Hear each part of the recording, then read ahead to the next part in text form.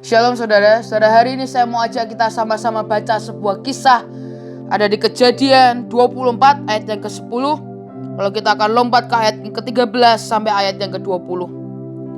Kemudian hamba itu mengambil 10 ekor dari unta tuannya dan pergi dengan membawa berbagai barang berharga kepunyaan tuannya. Demikianlah ia berangkat menuju arah Mesopotamia ke kota Nahor. Ayat yang ke-13. Di sini aku berdiri dekat mata air, dan anak-anak perempuan penduduk kota ini datang keluar untuk menimba air. Kiranya terjadilah begini, anak gadis kepada siapa aku berkata, tolong miringkan buyungmu itu supaya aku minum. Dan yang menjawab, minumlah dan unta-untamu juga akan kuberi minum. Dialah kiranya yang kau tentukan bagi hambamu Ishak. Maka dengan begitu akan ku ketahui bahwa engkau telah menunjukkan kasih setiamu kepada tuanku itu. Sebelum ia selesai berkata, maka datanglah Ribkah yang lahir bagi Betuel, anak laki-laki Milka istri Nahor, saudara Abraham. Buyungnya dibawa di atas bahunya. Anak gadis itu sangat cantik parasnya, seorang perawan, belum pernah bersetubuh dengan laki-laki. Ia turun ke mata air itu dan mengisi buyungnya, lalu kembali naik. Kemudian berlarilah hamba itu mendapatkannya serta berkata, tolong beri aku minum air sedikit dari buyungmu itu. Jawabnya, minumlah Tuan. Maka segeralah diturunkannya buyungnya itu ke tangannya, serta diberinya dia minum. Setelah ia selesai memberi hamba itu minum, berkatalah ia, baiklah, untuk unta-untamu juga kutimba air, sampai semuanya puas minum. Kemudian segeralah dituangnya air yang di buyungnya itu ke dalam palungan. Lalu berlarilah ia sekali lagi ke sumur untuk menimba air, dan ditimbanyalah untuk semua unta orang itu. Hari itu karena kebajikan, karena kebaikan yang Ribkah lakukan, tanpa disadari itu membuat unta-unta datang dalam hidup Ribkah. Unta-unta dengan semua berkatnya datang dalam hidup Ribkah. Karena kebaikan hati Ribkah dari sekian banyak perempuan, karena kebaikan hati Ribkah membuat dia menerima akan berkat yang tidak pernah dia pikirkan sebelumnya. Saudara, dan Ribkah tidak hanya berbuat baik hanya kepada orang yang dia kenal. Hari itu Eliezer adalah orang asing bagi dia. Dia belum pernah melihat Eliezer karena Eliezer belum pernah datang. Dan hari itu Ribkah melakukan sebuah kebaikan. Dia menolong orang strangers. Dia menolong orang yang sama sekali dia tidak kenal sebelumnya. Saudara, saya teringat akan orang Samaria yang baik hati. Saudara, hari itu dia adalah orang Samaria yang dianggap najis karena dia adalah campuran dari bangsa Yahudi dan bangsa lainnya. Tapi hari itu orang Yahudi dirampok. Dan hari itu dia dibiarkan telanjang di pinggir jalan dan hampir mati. Dan hari itu bahkan ketika orang Lewi lewat, orang Lewi itu hanya mendiamkan dan hanya membiarkan saja. Tapi ketika hari itu orang Samaria adalah orang yang najis, dia melihat orang Yahudi yang mungkin pernah mengolok-oloknya, orang Yahudi yang mengecap bahwa orang Samaria adalah orang najis. Hari itu dia tidak pandang siapapun itu, dan dia memilih untuk membantu orang itu. Saudara, Tuhan tidak pernah ajarkan kita untuk membantu hanya untuk sekedar orang yang baik. Tuhan tidak pernah berkata hanya bantu orang yang mungkin bisa memberi kita sesuatu untuk timbal baliknya. Tapi saudara, mari kita belajar seperti Ribkah. Mari kita belajar seperti orang Samaria yang mereka melakukan sebuah perbaikan, melakukan sebuah goodness, melakukan sebuah kebaikan itu kepada orang yang sama sekali dia tidak kenal sebelumnya. Bisakah hari ini kita tak mengasihi orang siapapun itu? Engkau lihat di jalan, engkau lihat dimanapun, bahkan kita tidak kenal orang itu, kita tidak mengerti latar belakang dari orang itu. Tapi bisakah ketika dorongan Roh Kudus begitu kuat dalam hidupmu, sebuah belas kasihan itu muncul, bisakah kita tetap melakukan sebuah yang namanya goodness atau kebaikan yang itu akan keluar dari hidup setiap kita? Saudara, berbuat kebajikan adalah saat kita melakukan dengan sebuah pengertian bahwa orang yang kita beri tidak dapat membalas kita. Melakukan sebuah kebaikan adalah ketika dengan sebuah pengertian apa yang kita tabur belum tentu kita bisa tuai. Apa yang kita tabur belum tentu orang itu bisa mengembalikan kepada kita. Bisakah kita dengan rela hati, dengan keikhlasan, kita tulus membantu tanpa memandang siapapun itu? Saudara, ini adalah sebuah hal yang Papi tanamkan dalam hidup saya bertahun-tahun. Saya melihat bagaimana beliau suka membantu hidup orang lain. Dan ketika beliau membantu, dan bahkan ketika orang yang dibantu akan berkata, aku akan ganti uang Bapak. Dan bahkan sudah bertahun-tahun kemudian orang itu tidak pernah muncul kembali. Saya tanya dengan papi saya, dan papi saya berkata, ketika kita memberi kasih, ketika kita membantu orang lain, jangan harapkan balasan apapun dari orang itu. Karena itu adalah sesungguhnya kebaikan, kebajikan yang Tuhan turunkan dalam hidup setiap kita. Saudara, tapi ini yang menarik ketika saya baca dalam terjemahan NET.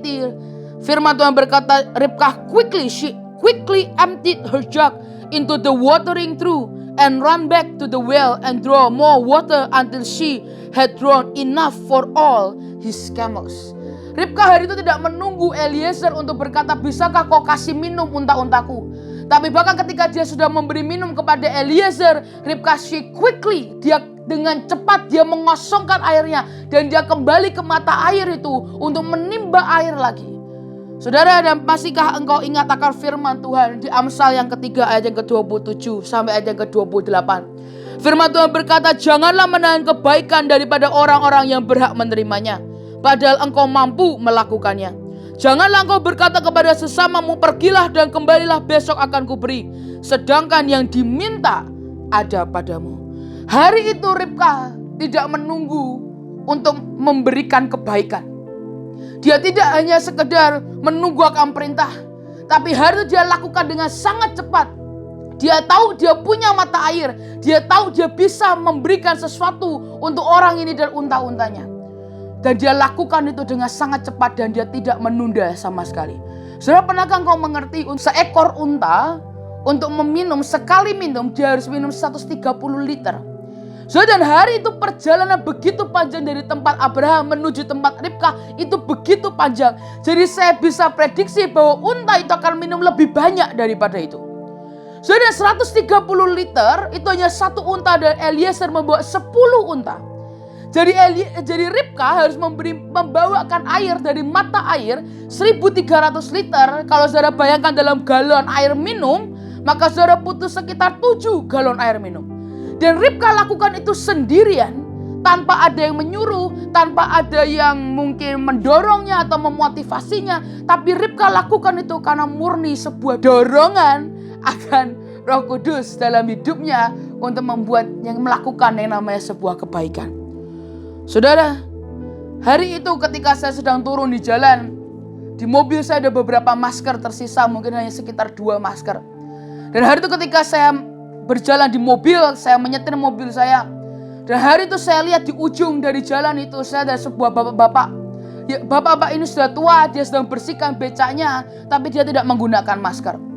Saudara, sejujurnya dengan semua kondisi yang ada, kita semua harus pakai masker dan segala macam. Tapi kenyataannya banyak orang di luar sana, mereka tidak menggunakan masker, mereka tidak tahu kenapa, dan mereka tidak punya masker.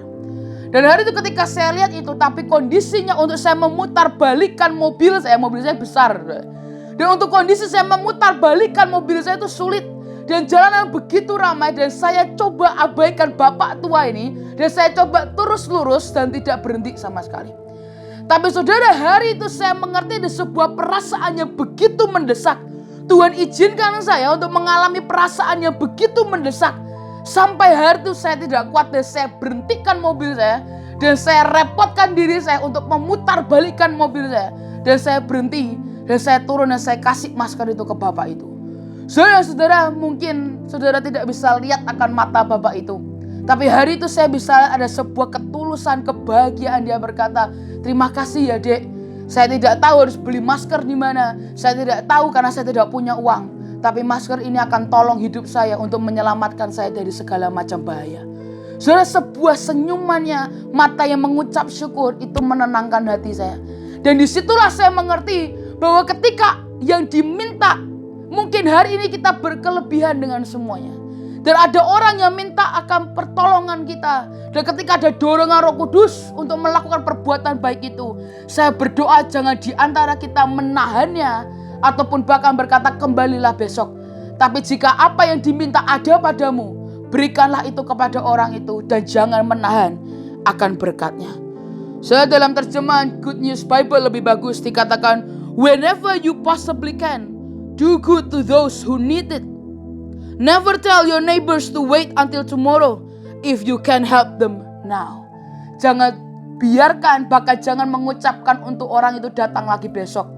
Tapi bahkan ketika engkau punya dalam rumahmu itu, dalam hidupmu engkau punya itu, dan Roh Kudus berkata beri, jangan tunggu waktu, Jangan berikan ruang, sedikit pun ruang untuk iblis masuk untuk mengintimidasi kita dengan semua pertimbangan yang ada.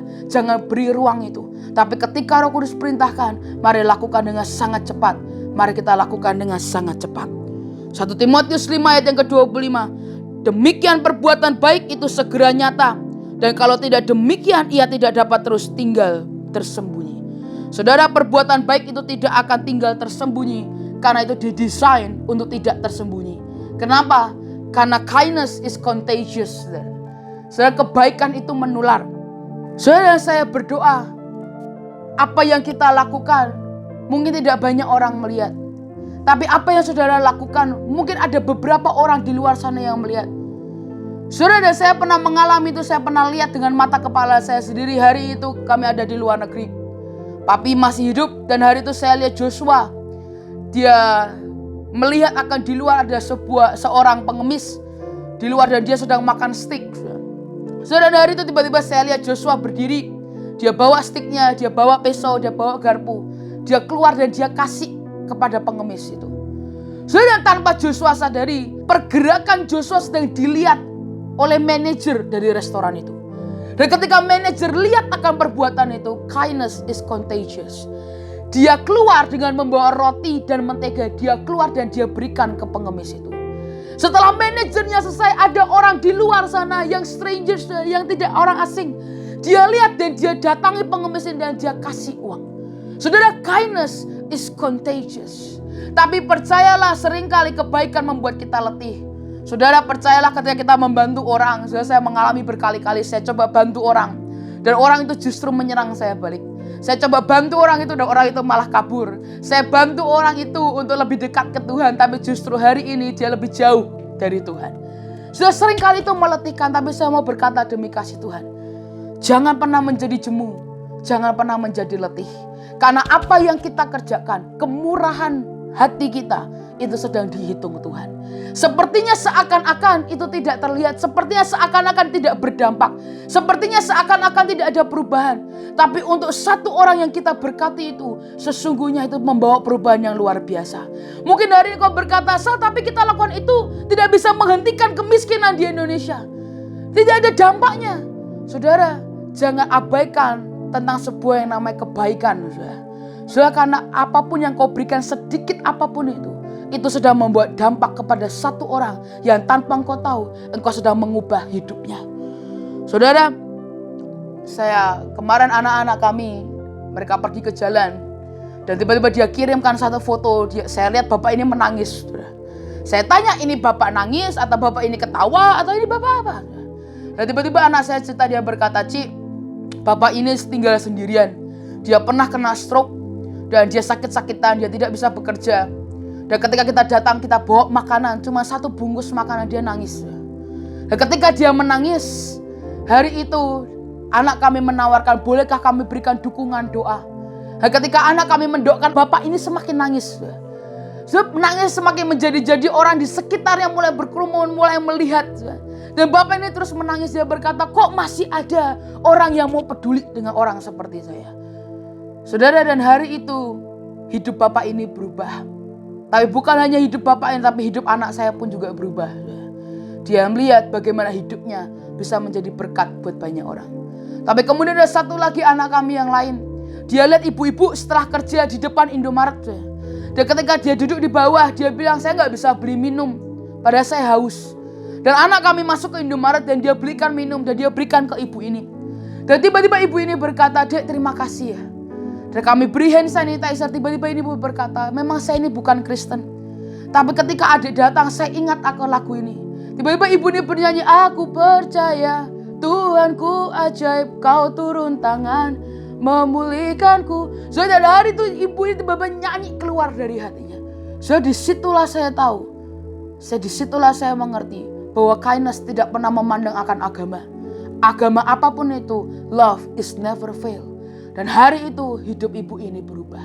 Saudara, yang kita lakukan mungkin kecil, yang kita lakukan itu mungkin sederhana, tapi dampaknya itu dirasakan untuk orang-orang yang menerima akan setiap berkat kita. Saudara, izinkan saya membacakan apa yang papi saya ajari. Izinkan saya membacakan apa yang papi saya tanamkan. Dan saudara, karena perkataan ini tidak pernah hilang dari hidup saya, dan itu menjadi habit dalam hidup saya. Dan saya berdoa biar ini juga bisa menjadi habit buat setiap kita, bahwa goodness, kindness itu perlu disebarkan dimanapun dan kapanpun. Hari itu papi saya berkata, jangan pernah jemu dan letih melakukan sesuatu yang baik bagi orang lain, sekalipun semuanya seperti sia-sia dan tidak terlihat hasilnya. Karena semua kemurahan kita dihitung Tuhan. Orang yang berbuat baik kepada sesamanya sebenarnya sedang memberkati dirinya sendiri. Karena itu seperti meletakkan investasi dalam hidup orang-orang lain, dan kelak akan dapat yang terbaik. Jika kita memiliki sumur kelimpahan dalam hidup kita, maka kita selalu memberi lebih dari yang orang lain duga. Apapun yang kita berikan untuk memberkati orang lain, uang, senyum, doa, keramahan, tidak pernah ada kemurahan yang sia-sia. Karena apapun yang kita tabur akan kita tuai. Saudara, Ribkah juga adalah orang yang punya sumur kelimpahan. Saudara, setiap orang yang punya sumur kelimpahan dalam hatinya dan hidupnya, percayalah, dia tidak akan pernah sulit untuk memberi. Justru lebih baik memberi daripada sekedar kita menerima. Saudara, hidup kita diberkati dengan semua kelimpahan yang ada adalah untuk memberkati orang sesama kita. Tapi saya berdoa, jangan biarkan keletihan, kejemuan yang menguasai hidup kita, kemarahan, kepahitan, kekecewaan yang menguasai hidup kita. Tapi mari terus lakukan yang terbaik. Mari kita lakukan kebajikan dan kemurahan. Saya mau bacakan ayat yang terakhir, Mazmur 23 ayat yang ke-6. King James Version dikatakan, surely the goodness and mercy shall follow me all the days of my life, and I will dwell in the houses of the Lord forever. Saudara, pernahkah engkau mengerti kebajikan dan kemurahan adalah Tuhan sendiri? Tuhan pertama kali memperkenalkan dirinya kepada Musa dengan nama mercy and grace. Saudara, pernahkah engkau mengerti kebajikan, kemurahan, kebajikan artinya top, excellent, yang paling sempurna. Saudara, bisakah hari ini kita mengikuti jejaknya? Saudara, mungkin orang normal berkata, ya kalau kamu berkelebihan baru kamu boleh bantu. Tapi normalnya dalam Alkitab, firman Tuhan berkata, beri sekalipun itu melalui kekurangan dalam hidupmu. Jangan memberi sekedar dari kelebihanmu, tapi berikan dari kekuranganmu. Saudara, itu adalah kenormalan yang dari Tuhan. Saudara, bisakah kita mengikuti Tuhan? Mengikuti menjadi orang yang baik, melakukan kebajikan dan kemurahan untuk orang-orang sekitar kita. Dengan hati yang tulus, meskipun itu musuh kita tidak melakukan dengan sebuah semata-mata dorongan untuk pembuktian diri bahwa kitalah yang paling hebat. Tapi dengan hati yang tulus, dengan dorongan Roh Kudus, kita melakukan dengan belas kasihan. Saya percaya ketika kita bisa melakukan itu, surely goodness and mercy akan mengikuti kita seumur hidup kita. Dan kita akan tinggal diam dalam rumah Tuhan selama-lamanya. Saya berdoa, mari kita terus melakukan kebaikan. Jangan sebarkan kepanikan, jangan biarkan sebarkan ketakutan. Tapi let's spread kindness and not fear. Mari kita terus sebarkan kasih Tuhan dimanapun kita berada. Jangan pandang agama, jangan pandang apapun status sosialnya. Tapi mari kita lakukan dengan kasih, kita lakukan dengan sukacita yang dari Tuhan. Percayalah apa yang kau lakukan, itu akan sebuah menjadi investasi yang luar biasa dan ajaib. Tuhan Yesus memberkati.